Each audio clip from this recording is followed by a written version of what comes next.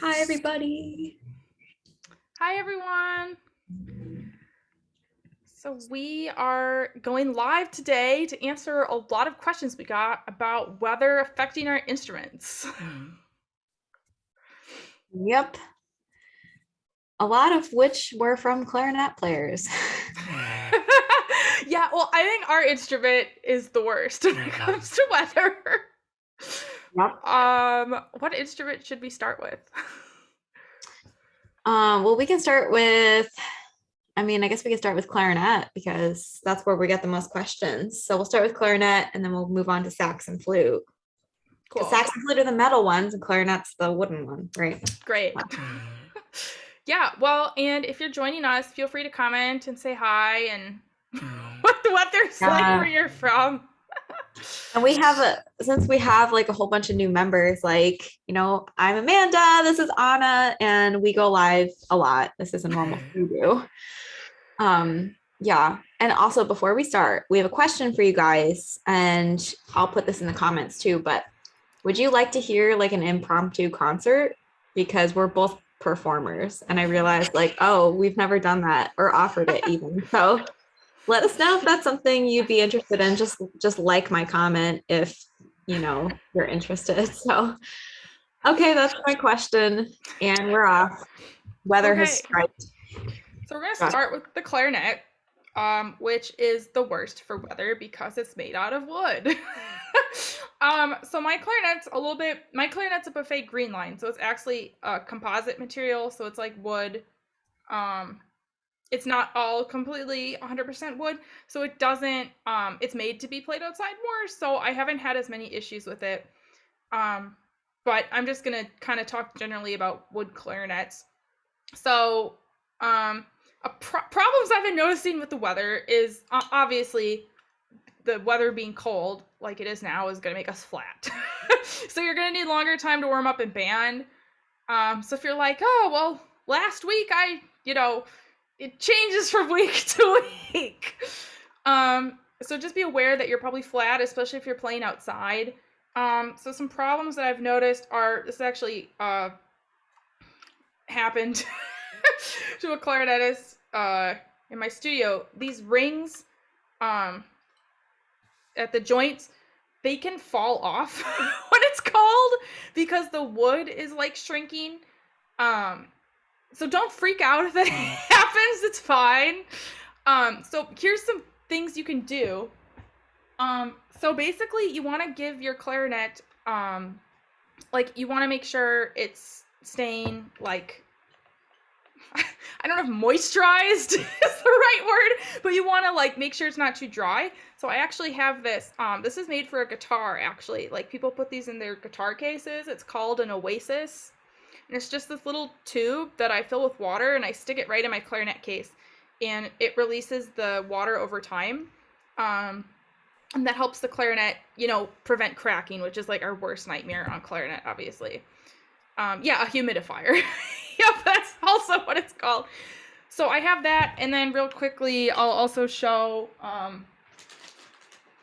the other thing I do for my reeds, because that seemed to be a big topic. And if you missed my reed video, I did a very extensive video on reeds last week. I have this humidity pack controller in my case. So it looks like this. And you can get it, it's called Bavita. It's actually made for cigars. But it's just this little like humidity pack, so it keeps your reeds nice and moisturized. And then I always keep my cork grease around, so like if the corks are getting weird, I can just or getting a little stiff to put together, you can just put your cork grease. You can just rub the cork grease on these corks here. So that's the clarinet. Wow. So many steps involved. Yeah. Well, Um, but yeah, I mean, we just like the worst nightmare is the clarinet cracking. So, and some people, sorry, Amanda, I will add on that some people do buy like actual heated cases for their clarinet, but those can be pretty expensive. So these are just some less expensive steps. well, if anyone out there plays piccolo and plays on like a grenadilla wood piccolo or whatever, and I think we had this beautiful ironwood piccolo getting posted about last week, but If it's made out of wood and it cracks, that's not a fun situation because the piccolo is like totaled. I have played, there was one Haynes piccolo I played on once that like had cracked a couple times and been sealed, and it was actually beautiful. So maybe it's okay sometimes, but you don't want it to happen to you. So anyway, that's piccolo. Just when you're playing piccolo, I don't know if we have a lot of piccolo players on here, but let us know if you play piccolo. I love piccolo. Don't blow into it. A lot of times when we like are warming up our flutes, we like to go, into it to warm it up. That's cool for the flute. You could do that. But on piccolo, sorry. But on piccolo, you want to just kind of warm it against your body. You want to warm the outside of it first before you start blowing hot air into it. And that's just because of the difference in temperature. And, you don't want it to crack if it's like 50 degrees in the room and you're blowing your body temperature air into it suddenly. So anyway, so piccolo, warm it in your hands. I've never used a fancy humidifier thing in my piccolo case. I just kind of like hug it when I'm playing it when it's cold. With flute, you don't have to do anything. Flute's super easy. It's literally made out of metal. Like, it used to be a woodwind because it was made out of wood, but now it's, made out of metal. There is a cork in the top. I haven't found a whole lot of issues with the cork getting affected by the weather, but I would say the only thing that changes is your intonation. So if your flute feels really cold to the touch and you first start playing, you might be a little flat. And then as the flute warms up, it gets sharp. So something I've seen people do before is when they're in rehearsal before they tune, because we like, play like a B flat at the beginning of our rehearsal or something. And if you do that with your flute super, super cold, and later in the rehearsal, you might end up getting sharp. So like, just like kind of blow some air into your flute and you'll be good to go. Oh, one thing about weather is I wouldn't play your flute in pouring rain because then it'll get wet and the pads will get all wet. And the thing about that is then they'll like swell up and, change. But anyway, that is flute.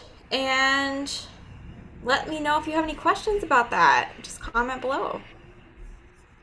Awesome. Yeah, that comment made me think of clarinet too. It's always good with the like the piccolo. You want to warm it up with your hands. So it's not an ice cube. Yeah, I'll just talk about saxophone. That'll be pretty quick. So saxophone is very similar to the flute stuff. It's made out of metal. It's pretty low maintenance. So yeah, I mean that'll be flat too in the cold. You're picturing like, I remember like marching in the Christmas parade and just like a half step flat. So that's just something to be aware of. And let's see. So what else about saxophone? Yeah, so I mean the only thing you can really do is sometimes this cork here might get a little bit weird when you're putting the mouthpiece in. Maybe it's stiff. You can just add some cork grease. You really only want to be putting cork grease on this cork part. I've seen some people put it inside, but that just gets kind of icky over time. The one thing that I've seen people do that can be a problem, so because the saxophone's metal, people think that they can just leave it like in their cars outside and stuff because it's not gonna like change. But if you have a saxophone that you've just played that has moisture and then you stick that in a freezing cold vehicle, then you're gonna have moisture freezing on these pads, which are, felt or leather, and that's just not you don't want to have like condensation in your saxophone, over time. That's going to degrade the saxophone, or just freezing in there. So even though it's made out of metal, just don't don't leave it in your car overnight, please. I'm begging you. All the instruments, don't leave it in your car. It's just not good. No. Yeah.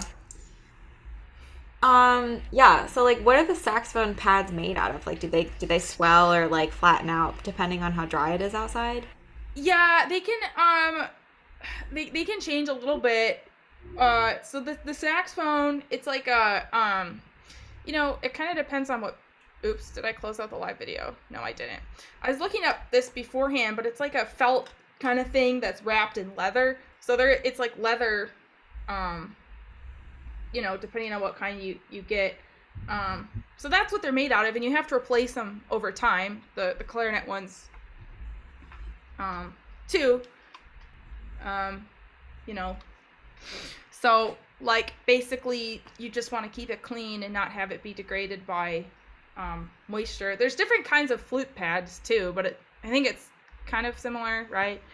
Yeah, well, I think the pads can swell or flatten out depending on how dry it is outside. And also, like, if it is really dry outside and then you play your flute like forever, and, obviously when you exhale, the air that you exhale has some water in it, it has moisture in it. So, moisture is going to, like, develop in the flute and get in the pads. And then, if there's too much of an imbalance, then it might, like, swell up. So, I think, like, if it is really cold and dry in the room, I think it's useful to like clean your flute out maybe slightly more often. If it gets to the point where like there's moisture like dripping out of your flute, that's usually when I'm like, oh, okay, I should probably swab it out.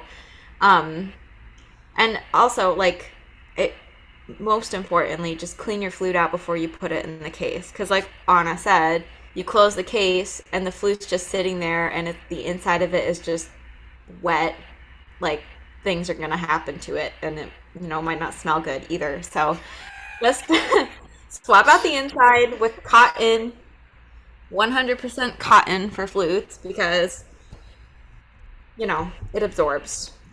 These like polyester, whatever I don't know what they're made out of. They're microfiber, so they're probably a combo of different fabrics and stuff. Like this is for the outside of your flute to get dirt off of it and fingerprints. You want something absorbent on the inside. I personally don't like those like fuzzy inserts that look like they're from the Lorax. Like they're super cute, but they don't do anything. And then they just sit inside the instrument with all the moisture. So That's like a pet peeve of mine. Like, and they sell those a lot at music stores, and people just leave them in the saxophone. So it's like you're leaving it's like a wet sock that you're just like leaving inside your instrument. So like mold is growing. I mean, especially in this time of COVID. yeah, keep it clean. That's pretty much all I got. Cool. Well, same. And oh wait, I saw a notification. Oh, it was from me. So I got my own notification. So yeah, if you guys have any other questions about the weather and cleaning out your instrument and stuff, let us know. I think we might have a video on here from ages ago where we talked about the weather affecting our instruments. I definitely remember talking about that. We definitely have like a tuning video, which I think we talked about stuff like this a little bit. And then I think tuning in winter. I did it. Yeah. On our YouTube, we have some more stuff. Like I did like a clarinet sax maintenance one. So yeah, we're just Virtual Woodwind Academy on YouTube. Yeah. But yeah, you guys know we don't really love YouTube and its ability to teach people false information, but we're literally just posting replays of the lives there for your convenience. That's only why we're suggesting YouTube. Yeah, if you saw our spicy YouTube eval, you didn't. It's coming. Yeah, it's so sometimes like if you're having a hard time finding stuff in the Facebook group, you can just go to the YouTube and see what's there. But it's all mainly for you guys so that you can go back and watch the videos. Yeah. Well, thank you for watching if you watched, and have a wonderful night, morning, afternoon, whatever time of day it is for you right now. Bye, everyone. Bye.